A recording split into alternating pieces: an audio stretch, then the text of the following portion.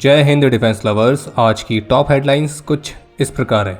भारत की drone firm दे रही है नेटो मिलिट्री ट्रूप्स को ड्रोन्स की ट्रेनिंग। भारत अभी भी दुनिया का second largest arms importer. Indonesia के साथ ब्रह्मोस मिसाइल की डील हुई साइन। भारत ने ईरान की तीनों शिप्स को अपने वहां डॉक करने की दी थी परमिशन। और इसराइल द्वारा ईरान के ऑयल डिपो पर की गई स्ट्राइक से ईरान में हो रही है एसी ड्रेन।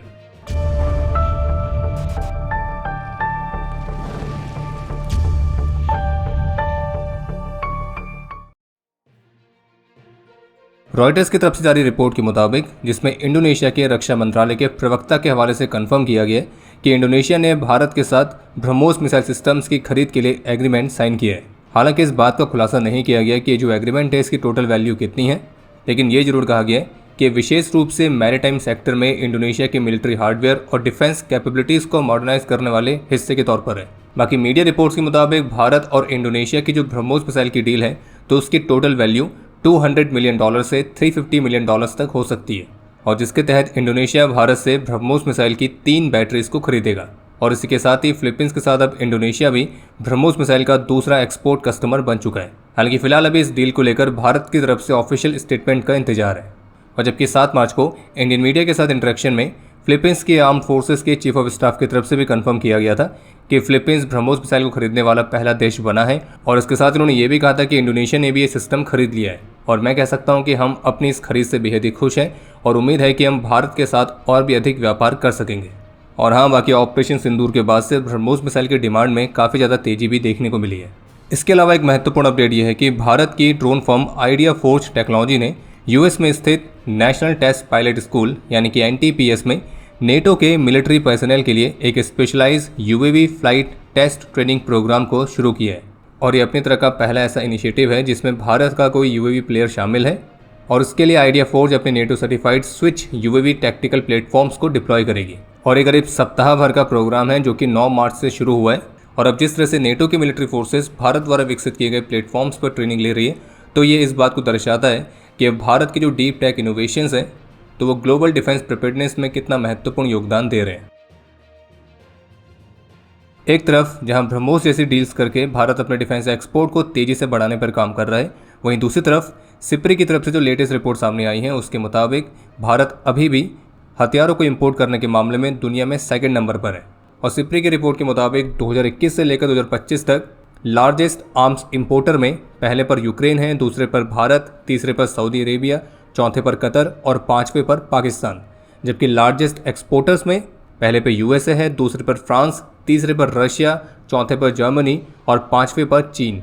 हालांकि इस रिपोर्ट में इस बात को भी मेंशन किया गया कि 2016 से 2020 की तुलना में 2021 से 2025 में भारत का जो आर्म्स इंपोर्ट है उसमें 4% तक की गिरावट देखने को मिली है।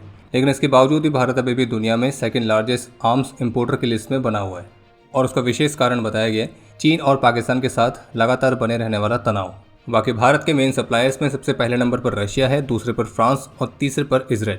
जबकि पाकिस्तान के मामले में उसका जो मेन सप्लायर है वो पहले नंबर पर चीन है, दूसरे पर टर्की और तीसरे पर नीदरलैंड्स। और पाकिस्तान का लगभग 80% तक का आर्म्स इंपोर्ट चीन पर ही निर्भर है।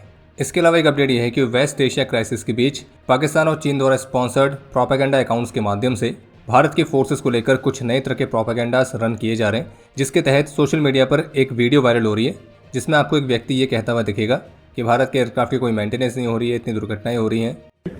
इनकी कोई मेंटेनेंस नहीं है, इतनी दुर्घटनाएं हो रही हैं। सरकार कुछ नहीं कर रही इस बारे में। हमें ये विमान उड़ाते हुए भी डर लग रहा है। और जो व्यक्ति इसमें आपको बोलता हुआ दिख रहा है तो वो अपने आप को भारतीय वायुसेना का एक अधिकारी बता रहा है। लेकिन आपको स्पष्ट कर दे कि ये जो वीडियो है ये AI जनरेटेड वीडियो है, ये व्यक्ति असली में एग्जिस्ट करता भी नहीं है। और बाकी इसकी यूनिफॉर्म देखकर भी आप बता सकते हैं कि भारतीय वायुसेना का अधिकारी तो किसी भी एंगल से नहीं है। वहीं इसके अलावा अभी जो US सबमरीन ने ईरान की शिप पर हमला किया था, फिर जिसके बाद एक फेक न्यूज़ फैलाई जा रही थी कि भारत ने US को ईरान की शिप के बारे में इंटेलिजेंस प्रोवाइड करी है। तो इसी फेक न्यूज़ को लेकर पाकिस्तानी प्रोपेगेंडा अकाउंट्स अब और भी पोस्ट वायरल कर रहे हैं, जिसमें वो भारतीय रक्षा मंत्री, भारतीय नौसेना प्रमुख, भारतीय सेना प्रमुख, इन सब की AI generated fake videos, fake post तो इन सभी को शेयर कर रहे हैं और ऐसा दिखाने का प्रयास कर रहे हैं कि देखिए भारत के ऑफिशियल स्वीकार कर रहे हैं कि उन्होंने ही US को ईरान की शिप के बारे में इंटेलिजेंस दी थी। वैसे हमें तो उम्मीद है कि आप सभी इस तरह के प्रोपेगेंडा में नहीं फंसने वाले, लेकिन अगर कोई आपको ऐसा मिलता है जो कि इन सारे प्रोपेगेंडा को रियलिटी मान के बैठा हुआ है तो उनको भी सच्चाई से अवगत जरूर कराएं और इस तरह के फेक प्रोपेगेंडा के मामले में उनको भी अवेयर करें। बाकी यूएस ने जो ईरान की शिप पर हमला किया था, तो ये जो इंसिडेंट है इस पर ईरान और भारत दोनों की ऑफिशियल्स ऑलरेडी क्लियर कर चुके हैं। ईरान ने भी क्लियर कर दिया कि इसके लिए सीधे यूएस जिम्मेदार है, और जबकि भारत ने भी स्पष्ट किया है कि ईरान की शिप को तो शेल्टर भी भारत की तरफ से ऑफर किया गया था वॉर स्टार्ट होने के बाद भी, और इसके लिए ईरान ने भारत का धन्यवाद भी कहा है। तो जैसे कि अभी हाल ही में इजराइल द्वारा पहली बार ईरान के ऑयल डिपो पर डायरेक्टली स्ट्राइक की गई थी, जिसके बाद उस साइट पर एक मैसिव एक्सप्लोजन हुआ। आग की बड़ी बड़ी लपटों वाली वीडियोस भी आप सबने देखी होंगी, और इसी वजह से तेहरान के ऊपर ब्लैक रेन भी हो रही है, जिसमें पानी के साथ ऑयल भी मिक्स होकर नीचे आ रहा है। और एटमॉस्फेयर में जो हाइड्रोकार्बन, सल्फर ऑक्साइड्स, तो इस तरह के जो पॉल्यूटेंट्स रिलीज हुए तो वो रेन के साथ मिक्स होकर नीचे आ रहे हैं, और बाहर का वातावरण इस वजह से हानिकारक होने के चलते वहाँ के स्थानीय लोगों के लिए एडवाइजरी भी जारी की गई है कि जितना हो सके उतना अंदर रहें। और इसी बीच एक्सयूएस की तरफ से एक रिपोर्ट जारी की गई है जिसमें बताया गया है कि जो अमेरिका है वो इजराइल द्वारा ईरान के फ्यूल डिपो पर की गई स्ट्राइक से खुश नहीं है, और यूएस ने भी इस बात की उम्मीद नहीं करी थी कि ऐसा होगा। और ईरान के खिलाफ यूएस और इजराइल के इस ऑपरेशन में इस घटना को पहला महत्वपूर्ण डिसएग्रीमेंट बताया जा रहा है दोनों पक्षों के बीच। और इस रिपोर्ट में प्रेसिडेंट ट्रंप के एडवाइजर के हवाले से कहा गया कि प्रेसिडेंट ट्रंप इस तरह के हमले के फेवर में नहीं थे, और प्रेसिडेंट ट्रंप को इस तरह का हमला पसंद नहीं है। वे ऑयल को बचाना चाहते हैं, उसे जलाना नहीं चाहते, और इससे जो गैस के प्राइजेस हैं वो बढ़ भी जाएंगे। और बाकी इस वॉर को शुरू हुए लगभग 10 दिन हो चुके हैं, और वहीं इसी बीच एक रिपोर्ट ये निकल के सामने आई है कि अब अली खामेनाई का जो बेटा है वही ईरान का नया सुप्रीम लीडर बन सकता है, जिनका नाम है मुस्तफा खामेनाई। और जबकि ईरान के नए सुप्रीम लीडर के नाम के अनाउंसमेंट के साथ ही ईरान की रेवोल्यूशनरी गार्ड कोर ने अपने नए लीडर के प्रति अपनी निष्ठा की शपथ ली है, और जो कि इस युद्ध के समय एक ट्रांजिशन के लिए इंस्टीट्यूशनल बैकिंग का संकेत भी है। जबकि इसराइल और यूएस दोनों ही इस बात को लेकर धमका चुके हैं, जिसमें इसराइल का कहना है कि ईरान का जो भी अगला सुप्रीम लीडर होगा तो वो भी उनके टारगेट में रहेगा, और यूएस के प्रेसिडेंट का तो ये कहना है कि अगर ईरान के अगले सुप्रीम लीडर को बिना हमारे अप्रूवल के चुना गया तो वो भी ज़्यादा लंबा नहीं टिकेगा। जबकि रशियन राष्ट्रपति व्लादिमीर पुतिन ने ईरान के नए सुप्रीम लीडर को उनकी इस नई नियुक्ति पर बधाई भी दी है। और जैसे ही आज ईरान के नए सुप्रीम लीडर की अनाउंसमेंट की गई थी, तो उसके बाद तुरंत ही जो वेस्ट एशिया का क्राइसिस है उसने अपनी तेजी पकड़ ली। ईरान की तरफ से आज सोमवार को भी इसराइल की तरफ मल्टीपल मिसाइल्स फायर की गई हैं। फिर उसके बाद इसराइल ने भी जवाबी कार्रवाई में ईरान की तरफ मल्टीपल स्ट्राइक्स लॉन्च करी थी। और कुछ ऐसी फुटेज भी सामने आई है जिनके मुताबिक ईरान जो इसराइल की तरफ बैलिस्टिक मिसाइल्स लॉन्च कर रहा है तो वो क्लस्टर बॉम्ब वॉरहेड के साथ है, और जिससे सिविलियन साइट्स भी महत्वपूर्ण तरीके से प्रभावित हो रही हैं। और वहीं आज भारतीय मीडिया के साथ एक इंटरेक्शन में ईरान के राजदूत की तरफ से कहा गया कि हमारे भारत सरकार के साथ बहुत ही अच्छे रिलेशंस हैं, और उन्होंने कई सारे क्षेत्रों में हमारी मदद भी करी है। बाकी ईरान में अपने मिलिट्री ऑपरेशंस के इनिशियल 4 डेज में यूएस ने लगभग $2 बिलियन तक के मिलिट्री इक्विपमेंट को खोया है, और जिसमें जो थर्ड एयर डिफेंस सिस्टम्स की रडार्स हैं तो उनको काफ़ी महत्वपूर्ण तरीके से ईरान ने नुकसान पहुंचाया है। और जबकि ईरान की जो रीजनल एलाइज हैं तो उन्होंने भी यूएस और इसराइल के खिलाफ जवाबी स्ट्राइक्स लॉन्च करी हैं। और जबकि आज कतर ने सऊदी अरेबिया के अल खरज में रेजिडेंशियल फैसिलिटी पर ईरान के हमले की कड़ी निंदा करी है, जिसमें 2 सिविलियंस की जान गई है और कुछ घायल भी हुए हैं। और कतर इस हमले को अंतर्राष्ट्रीय कानून का गंभीर उल्लंघन मानता है, और उनका यह भी कहना है कि ईरान जो इस रीजन में अन्य कंट्रीज़ को भी टारगेट कर रहा है, और इसके लिए जिस तरह का जस्टिफिकेशन उसने ऑफर किया है तो कतर ईरान के उस जस्टिफिकेशन को रिजेक्ट करता है। और जबकि सऊदी अरेबिया का भी कहना है कि ईरान के इस हमले को किसी भी तरह की स्थिति में स्वीकार नहीं किया जा सकता है और ये किसी भी तरह से जस्टिफाई नहीं हो सकता है। और उन्होंने इस बात को दोहराया है कि वे इस बात का पूरा अधिकार रखते हैं कि अपनी सिक्योरिटी, अपनी संप्रभुता और अपने सिटीजन्स और रेजिडेंट्स की सुरक्षा के लिए वे सभी जरूरी उपाय कर सकते हैं। और इस बात की पूरी संभावना दिख रही है कि अगर ईरान के हमले इन कंट्रीज़ पर नहीं रुकते तो संभावित रूप से इनमें से कोई ना कोई ईरान के खिलाफ ही अपने ऑपरेशंस लॉन्च कर सकता है यूएस और इसराइल के सपोर्ट के साथ। और अगर सऊदी अरेबिया इसमें शामिल होगा तो बहुत अधिक चांसेस हैं कि पाकिस्तान को भी मजबूरी में सऊदी अरेबिया के साथ अपने डिफेंस पैक्ट के तहत इसमें शामिल होना पड़ेगा। Bengaluru based firm Haeckel technologies को फ्रेंच फर्म डसॉल्ट एविएशन से रफाल फाइटर के कुछ क्रिटिकल कंपोनेंट्स को मैन्युफैक्चर करने का एक लॉन्ग टर्म कॉन्ट्रैक्ट प्राप्त हुआ है, और जिसके तहत company mission critical products deliver करेगी।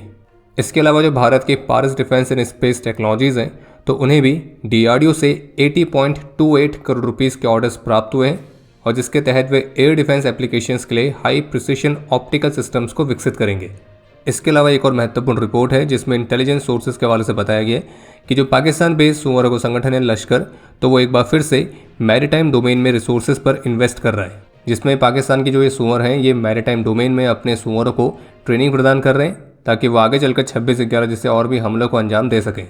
और लश्कर की जो ये मैरीटाइम विंग की एक्टिविटीज़ हैं ये पाकिस्तान और पीओके की मल्टीपल लोकेशंस पर फैली हुई हैं, यानी कि डिसेंट्रलाइज लेकिन कोऑर्डिनेटेड फ्रेमवर्क। और जो उनके ट्रेनिंग कैंप्स और कोर्सेस हैं वो इस्लामाबाद, मुरीद के, लाहौर, बहावलपुर, कसूर, अलीपुर, कराची, मिरपुर, मुजफ्फराबाद, तो इन जगहों पर हो रहे हैं। यानी कि वो जगहें जहाँ पे कंट्रोल्ड वाटर बॉडीज़ भी हैं, ताकि इन आतंकियों को मैरीटाइम डोमेन में ट्रेनिंग के लिए एक प्रॉपर इन्वायरमेंट भी मिल सके। और अनुमान है कि लश्कर की इस वाटर बेस्ड ट्रेनिंग के लिए लगभग 5000 सो कॉल्ड युवाओं ने पार्टिसिपेट किए हैं और फिर इनमें से लगभग 300 को लश्कर के जो आतंकी संगठन है उसमें एब्जॉर्व किया जाएगा इनकी आइडियोलॉजिकल स्क्रीनिंग और वेपन्स इंस्ट्रक्शन के बाद। भारतीय सेना की व्हाइट नाइट कोर की तरफ से बताया गया कि रिवर क्रॉसिंग ट्रेनिंग एक्सरसाइज के दौरान सुंदरबनी वाले एरिया में सिपाही अक्षित कुमार आज दिन में 12 बजे से मिसिंग हैं और उनको ढूंढने के लिए भारतीय सेना ने सिविल एजेंसीज की कोऑर्डिनेशन के साथ एक सर्च ऑपरेशन भी लॉन्च किया है। और अभी जिस समय हमें वीडियो रिकॉर्ड कर रहे हैं तो उस पर आगे का अपडेट आना बाकी है और हम ईश्वर से प्रार्थना करेंगे कि जो हमारा मिसिंग सोल्जर है वो सुरक्षित रहे।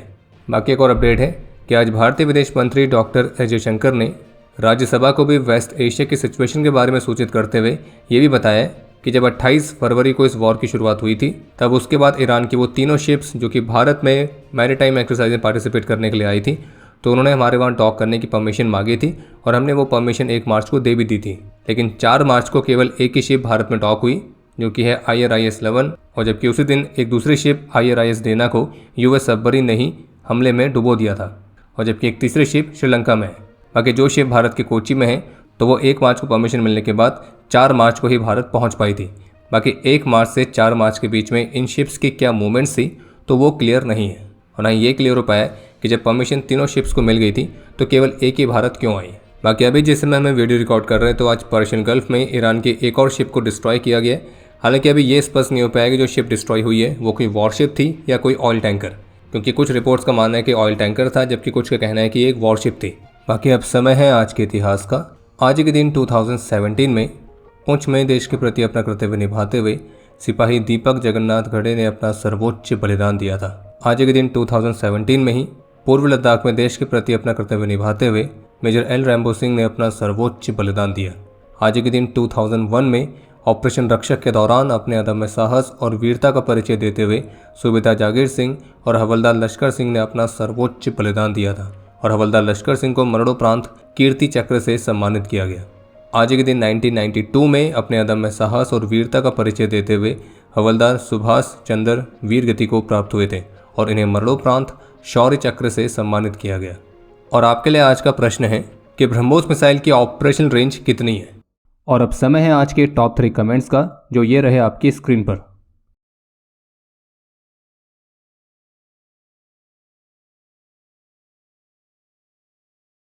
उम्मीद है आपको आज का एपिसोड पसंद आया होगा। पसंद आया तो वीडियो को लाइक करना ना भूलें। आपके कोई भी सुझाव या सवाल हो तो उसके लिए कमेंट सेक्शन ओपन है। और अगर आप डिफेंस रिलेटेड और भी एक्सक्लूसिव कंटेंट में दिलचस्पी रखते हैं तो आज ही प्ले स्टोर से डिफेंस स्क्वाड की सुपर ऐप को डाउनलोड करना ना भूलें। और अगर आप चैनल पर पहली बार आए हैं तो squadron.in पे जाके हमारे नए डिज़ाइंस को भी चेकआउट जरूर करें। बाकी जल्द मिलेंगे नए एपिसोड के साथ। तब तक के लिए जय हिंद, जय भारत।